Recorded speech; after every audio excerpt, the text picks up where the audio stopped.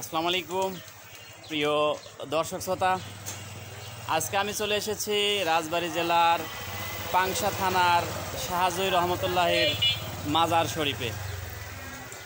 প্রিয় দর্শক শ্রোতা, জনসম্মুখে শুনতে পেরেছি যে আমাদের বাংলাদেশে 360 আউলিয়া এসেছিলেন।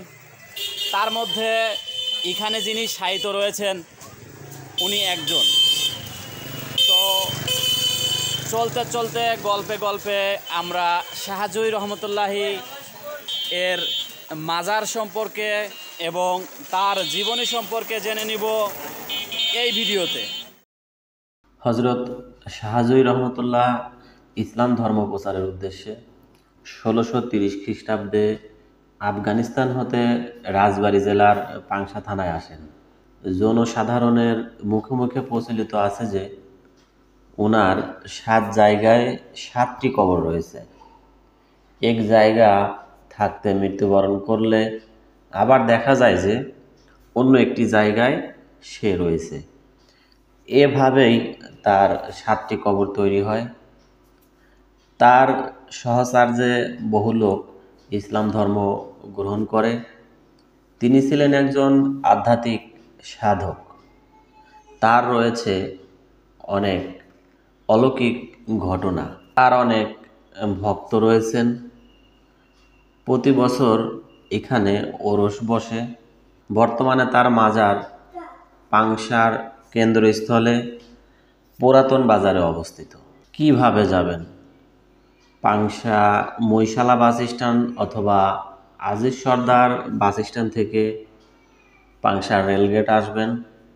রেলগেট থেকে অনেক ভ্যান, অটো পেয়ে যাবেন, অথবা বাস স্ট্যান্ড থেকে সরাসরি ভ্যান, অটো পাওয়া যাবে। সর্বমোট আপনার খরচ হবে 10 থেকে 15 টাকা।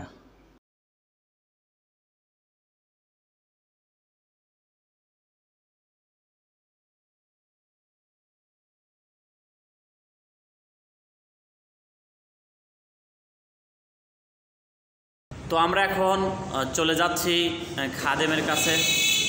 আমি আপনার কাছ থেকে হজরত শাহজুই রহমতুল্লাহের কিছু মোজেজা শুনব।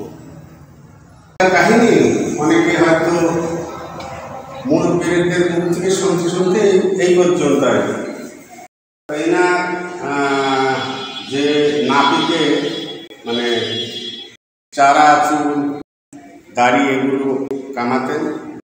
তো একদিন হঠাৎ নাকি ওনার কামাতে কামাতে বলছে যে উনি হাত উঁচু করছেন। হাত উঁচু করার পরে বলছে যে আপনার গায়ে তো আমি পানিও দিই কিছুই না, তো অথচ আপনার গায়ে এত পানি আসছে কোথায়? এগুলো আমি জাতি করার কাজ সেগুলো কর, ওগুলো তোকে শোনা যাবে। তো নাকি তোমার সঙ্গে আর কি বহু কথাবার্তা কাটাকাটি, মানে প্রতি সপ্তাহে উনি ওনার মানে চুলদারি বা একটা মহব্বত ধরায়। এই মহব্বতে উনি জিজ্ঞাসা করেছেন যে হুজুর এই কথাটা আমার ধরাই না, ঠিক আছে তুমি যদি না শুনে থাকবেন এটা শোন, কিন্তু এই কথা কাউকে বলতে পারবেন না। তো যাই হোক নাবিক ধরেন হুজুরের সঙ্গে মানে জয়ী করার কারণে হুজুর বলছে যে এরকম ব্যাপার, পদ্মা নদীতে একটা নৌকা ডুবে যাচ্ছিল, তো সেই নৌকাটা ওরা স্মরণ করছে, লাগানো হাত দিয়ে পানিগুলো আমার দিয়েছে গায়ে জড়ায়। তখন ওই নাবিক বলছে যে তুই কিন্তু গল্প খবরদার কারোর সাথে করবি না, বললে কিন্তু তোর সমস্যা হবে। তো বাড়িতে যাই মানে শর্টকাট হয়ে গেছে যে আমি কথাটা কার কাছে বলি, কার কাছে বলি। তোর বউ আবার জিজ্ঞাসা করছে যে তুমি এত অস্থির কেন? তো আমি অস্থির এই জন্যই যে আমি আজকে একটা ঘটনা দেখলাম নগর। কি ঘটনা? তো আজ যে হুজুরের আমি মানে খেউরি করি, এই হুজুরের দেখে আজকে হাত উঁচু করছে আর পানি যেন মনে হচ্ছে চুয়াচ্ছে ওনার গা দিয়ে। তো হুজুরের জিজ্ঞাসা করলাম, পরে পদ্মাতে নাকি একটা নৌকা ডুবে যাচ্ছে, উনি জাগাচ্ছে এখান থেকে। কিভাবে বুঝলাম না, পরে হুজুর বললেন যে দরগায় আয় বাতাসা খেয়ে যায়, ওরা বাতাসা ছিলাম।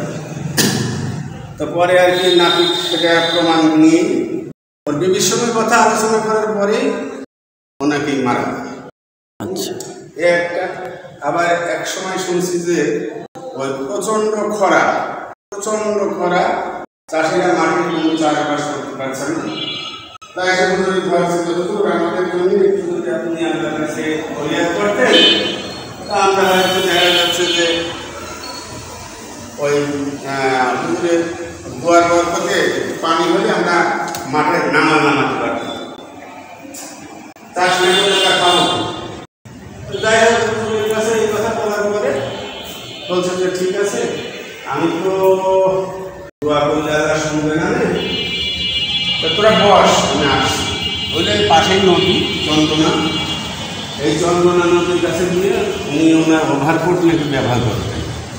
সেই ওভারকোট উনি নদীর ভিতর চুবড়ায় নিয়ে এসে এখানে বটের গাছ ছিল, ঠিক এই জায়গাটা একটা বটের গাছ ছিল।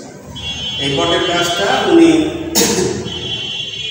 ডালের উপরে কোটটা নাড়ার পরে প্রচণ্ড আকাশে বলে মেঘ হওয়ার পরে এই মেঘ থেকে এমন বৃষ্টি শুরু হয়েছে যে রাস্তায় মাটি ধুয়ে চলে যাচ্ছে। ওই মাটি কাটা আবার এরকম বৃষ্টি থেকে চাষিরা যায় ওনার কাছ থেকে যায়, যাওয়ার পরে তাদের এই একটা কাহিনী আমার শোনা আছে। মোটামুটি ওনার জীবন কাহিনী তো সেই সময় যখন এখানে আসে তখন তো কিছুই ছিল। প্রতি বছরে মহররমের 10 তারিখে এখানে ওরস বসে। আচ্ছা,